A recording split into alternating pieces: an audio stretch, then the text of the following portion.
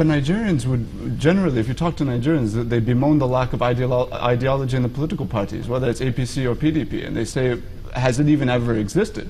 So when you talk about values and principles, can you touch on some of these so Nigerians would even know whether there's actually a difference between what you're offering and what has been? That is the clear difference between the SDP and the other parties. Because at the time the PDP was formed, for example, there was a coming together of people generally, you know, the left, the right, and so forth, hoping that after some time, a clear ideology will emerge. But instead of that emergence, some problems, distractions here and there prevented that. Selfish personal interests sabotage that possibility. But now, in the SDP, you can see it quite clearly. For example, I just take one simple example. The SDP believes, you know, not just a question of making sure that Nigerian children have access to education and all that. It has to be justiciable. We believe that education must be free and compulsory up to the secondary school level. Let me quickly take comments from some of our viewers watching. Dr. Chigozie Nwachukwu says, Prof, we wanted a change from this present government and you're causing division in the most prominent opposition. That's Chigozie's view. Then you also have STN Owo, who says, please ask the Prof if his position would have been changed if he had won the I'm sure he means the chairmanship of the PDP. Well, it's not a question of winning. I referred to it earlier on. Winning or not winning was not the issue. I'm not a desperate politician. I believe in principles, I believe in certain policies, and if I won, I had an agenda, I had a blueprint to take the party to where I thought it should be. You didn't think you could still work this blueprint from behind the scenes? It is not possible. Why? When you have people, you know, the party has been captured. The party has been pocketed. So what do you do? Who has pocketed the party? I wouldn't want to go into mentioning names and all that and so forth here, you know, on this thing. But it is quite clear. By the time when I was going around, people were asking me, you know, when I was consulting and so forth, particularly in the Southwest, they asked you, Prof, are you going to stay in that party where a Governor Wike will go on air and insult the entire region and insult the Southwest people, the Yoruba leadership and so forth? Will you be there? When did he insult them? Go back to Channel's program the day before the convention. He was here in our studios. Right, yeah. You heard what he said. I'm not the one accusing him, it's the people, what people were telling me. As far as I'm concerned, what did you read as an insult precisely? I mean, he said a lot of things. Yes. Well, you have to take his insults to know, you know, what amounted to. When people are not giving due regard, disrespectful, we have a culture.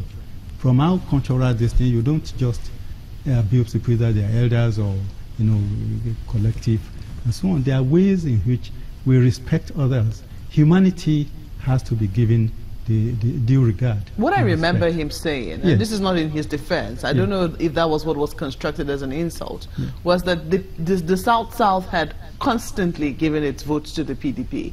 That in the Southwest has been a little different. The votes have been divided, and he believes that because the South has been consistent, he believes it's the strongest place to revive the party, and so we should get the chairmanship position. I wouldn't want to turn this to a debate on an individual and so forth, but what is clear is that I've told you the feelings of people, how my people feel, and that, you know, so that's the general opinion. Moving forward, yes. how do you you know, play your party politics in such a manner that it does not become monetized like some of the other parties that have been out there? How do you avoid the same pitfalls that previous parties have fallen into? Well, people have learned now that when you monetize, when you go the way that some parties have gone, some people who are principled, those who believe in principles and programs and who believe in certain core values will not, you know, go into that.